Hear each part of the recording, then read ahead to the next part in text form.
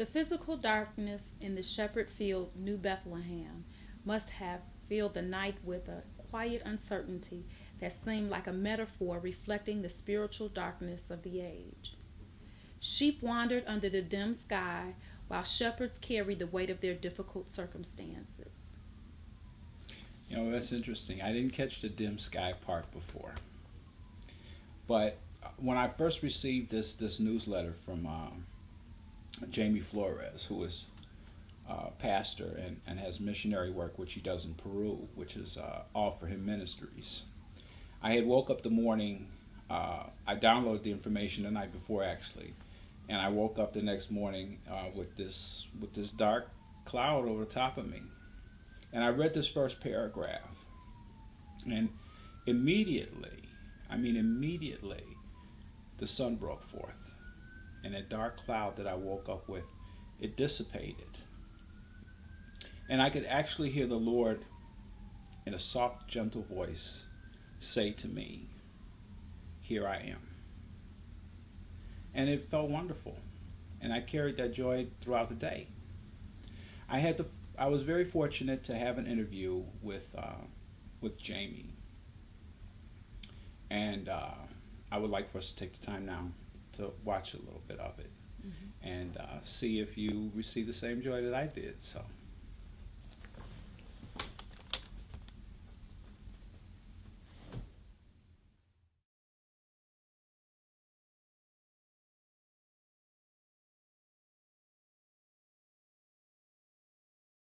This is the deaf and mute school that we have in this island. It's called Iquitos. It's in Peru as well. This is the teacher, and we're doing interviews with the students. Some of the students, like this girl right here, she gets abused at home because she's deaf and mute. Okay. So she's telling her story. How many kids you have there now? Well, right now we have about 20. We know that in the island is an average of about 1,000 maybe kids, but right now we only have 20 in the school. Okay. So we're working on getting more. Okay. Now this is the current structure that I'm seeing here. How did you pick that place? What was it? Just well, I found this young lady at the airport in the island, and I introduced my team to her, and I told her that we were missionaries. And she asked me if I was interested in visiting this church. They had the school for the deaf and mute kids that they didn't get any support, any help, or anything like that. So we visited her for the first time last year in July. Then back in November last year we went and we equipped the school with everything that they needed. Okay. Now this current video here, when was this taken? This was taken in November. We did just a small mission trip. There was like 6 of us that went and just to visit them and see and to bring all the stuff that they needed for their new school year. Okay. So this was November last year. Okay. And some of these guys here, like the ones in the orange? Some of the guys over here, those are members of our church. You see one of the brothers there is from Argentina. He was just visiting there. And but most of the people here are from the church. Some Romanian brothers there from the church up north. Oh, okay. Now, so this church has another church that's associated No. with it? All for Him Ministries is an independent ministry. Okay. I belong to Christian Life Center. I pastor here in the church, but All for Him is open to any church that wants to work with us, do mission trips and all that with us. Right. This is the pastor of the teacher of the school. Okay. Him and his wife minister. Now, how many kids do you hope to bring in? Right now we're equipped to bring at least 45 kids, but we need more help so we can reach out to the rest of them. There's so much need, and what happens with these kids is if we don't reach them by the time they're 18, they're going to end up on the streets. The girls are going to be prostitutes, and the guys are going to be, drug addicts, alcoholics, and stuff like that. So we need to work hard. Now, these kids over here, this is another group. Those are the street kids that we minister to. Every Saturday, we pay for them to come to the base. We feed them, and then we preach to them, and we love them. These kids are left behind on the streets, and the government has like a big place where they put them, and they rape each other, and it's just a mess. But we're trying to reach out to them as well. Okay. Now, how far out do you go to get them to bring them in? Well, they're all in the city. This is everything that we're seeing so far is all in the city. Okay. So they go probably about 20 to 15 minutes by motor car to come to the base. Okay. Seem like they're having a good time too. Yeah, yeah. Now, they come back regularly? Are they like? Right, every Saturday they come, and then on Wednesdays as well. Okay. Now this is another group of street kids here that this pastor, we team up with this pastor, and she takes these kids into this little school that she has, and when we go there we have the privilege to feed them and fellowship with them. So this is some of the food, and we sponsor the food and everything. That's wonderful. That we provide.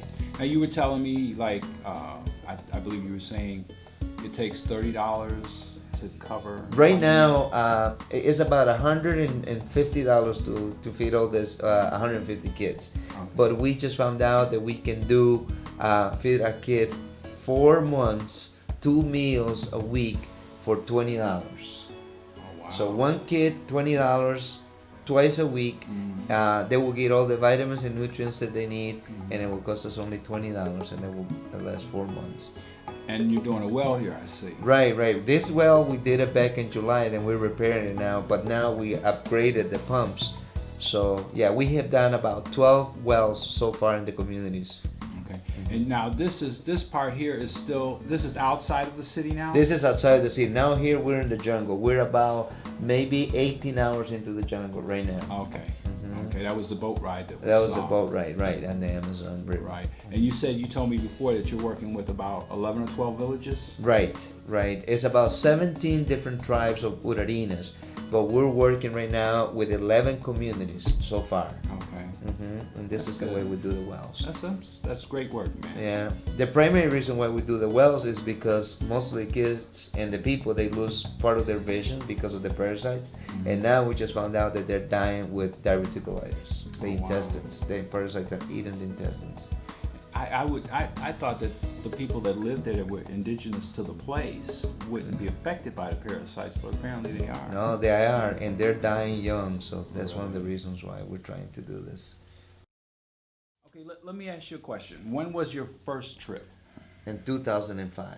2005. And how many individuals went with you at the time? I went by myself. Did I you? was supposed to be, this wasn't a mission trip where we were taking a lot of people. Okay. This was just, I was supposed to be an interpreter, a translator. Oh, I see. And for the senior pastor, Jerry McQuay here.